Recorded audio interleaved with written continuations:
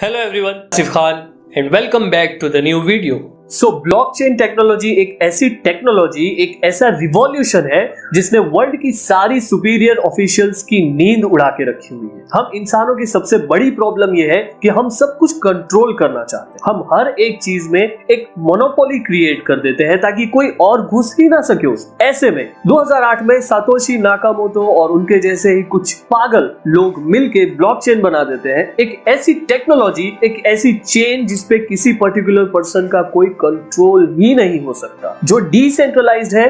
Even जिसने बनाया उसका भी कोई कंट्रोल नहीं है ब्लॉकचेन पर। तो किसी गवर्नमेंट का कंट्रोल होना तो बहुत दूर की बात है। लो भाई, सब लोग मेरा मेरा मेरा मेरा कर रहे थे, अब ये किसी का नहीं है पर अब ये सबका है। आइए जानते हैं कि ऐसी क्या खास बात है इस तहलका मचाने वाली टेक्नोलॉजी। लेकिन वीडियो में आगे बढ़ने से पहले न्यू व्यूअर्स से ये रिक्वेस्ट है कि चैनल को सब्सक्राइब करके बेल आइकन प्रेस कर दें ताकि आपको हमेशा ऐसी ही और एजुकेशनल और इंफॉर्मेशनल वीडियोस की जानकारी सबसे पहले मिले।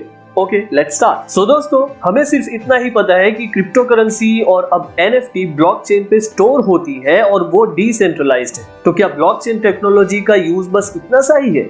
बिल्कुल नहीं। ब्लॉकचेन डिजिटल लेजर टाइप की टेक्नोलॉजी है जिसमें रिकॉर्ड की हुई चीजें क्रिप्टोग्राफी की हेल्प से सिक्योरली एक ब्लॉक से दूसरे ब्लॉक के साथ लिंक होते हैं। हर ब्लॉक प्रीवियस ब्लॉक के हैश, टाइम स्टैम्प और ट्रांजैक्शन डेटा से लिंक होता है। ठीक जैसे एक पेड़ की ब्रांचेस और लीव्स एक दूसरे से कनेक्टेड होते हैं, वैसे ही ब्लॉकचेन पर data block bye block interlink होता है। You can't delete those data.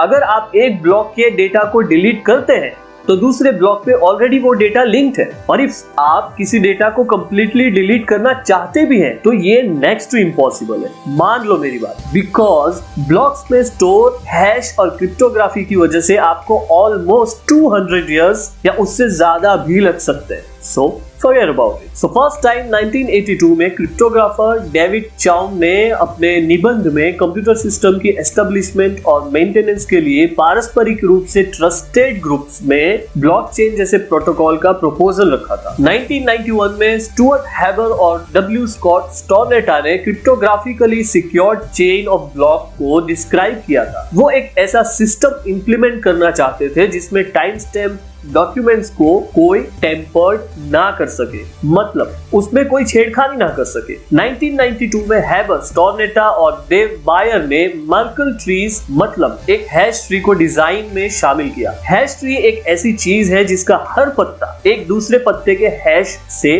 क्रिप्टोग्राफिकली labelled होता है और ये आपस में जुड़े होने के कारण एक हैश चेन तैयार होता है जो लार्ज डेटा स्ट्रक्चर्स को इफिशिएंटली सिक्योर करता है। Return to the blockchain. So hash tree उसकी इंप्रूव्ड इफिशिएंसी से सेवरल डॉक्यूमेंट सर्टिफिकेट्स को एक ब्लॉक में स्टोर करने के लिए अलाउ करता है। मतलब समझ रहे हो, डॉक्यूमेंट्स पहले हैश में स्टोर होके अपने जैसे हजारों हैश में फैल जाता है और फिर एक ब्लॉक में स्टोर हो जाता है। और ब्लॉकचेन में ऐसे हजारों ब्लॉक्स भी हैं जो पूरा ब्लॉकचेन बनाते हैं। सो 2008 में नाकामोटो ने डिजाइन को इंप्लीमेंट किया और हैश कैश मेथड को यूज करके क्रिप्टो करेंसी बिटकॉइन को ब्लॉकचेन पर डिसेंट्रलाइज्ड ट्रांजैक्शन के लिए पब्लिक कर दिया। अगस्त 2014 में बिटकॉइन ब्लॉकचेन का फाइल साइज 20 GB पहुंचा था। जनवरी 2015 में फाइल साइज ग्रो होके ऑलमोस्ट 30 GB हो गया और जनवरी 2016 से जनवरी 2017 तक बिटकॉइन ब्लॉकचेन ग्रो करके 50 to 100 GB हो गया। याद है ना 2020 में जब हम सबके होश उड़ गए थे ये देख के कि यार 2009 में बिटकॉइन सिर्फ $1 का था और अब 2020 में वो $68,000 का हो गया था और तब तक बिटकॉइन ब्लॉकचेन का लेजर साइज 200 GB का हो चुका था। लॉजिकली ब्लॉकचेन को सेवरल लेयर्स में देखा जा सकता है। उन लेयर्स में infrastructure, networking, information, consensus, data, application जैसी चीजें होती। कुछ ब्लॉकचेन्स लेस देन 5 सेकेंड लेते हैं दूसरा ब्लॉक क्रिएट करने के लिए। छोटा ब्लॉक मतलब फास्ट ट्रांजैक्शन। इथेरियम के लिए ब्लॉक टाइम 14 to 15 सेकेंड्स का होता है और बिटकॉइन के लिए ऑलमोस्ट 10 मिनट्स का होता है। करंटली एटलीस्ट 3 टाइप्स के ब्लॉकचेन नेटवर्क्स हैं: public blockchains, private blockchains, hybrid blockchains. तो first of all public blockchains को समझते हैं। पब्लिक ब्लॉकचेन में एक्सेस के लिए एब्सोल्युटली कोई रिस्ट्रिक्शन नहीं होती है। अगर आपके पास इंटरनेट कनेक्शन है तो आप इजीली ट्रांजैक्शन कर सकते हैं, इवन वैलिडेटर भी बन सकते हैं। इसमें से सबसे लार्ज और मोस्ट नोन पब्लिक ब्लॉकचेन्स हैं बिटकॉइन और इथेरियम ब्लॉकचेन।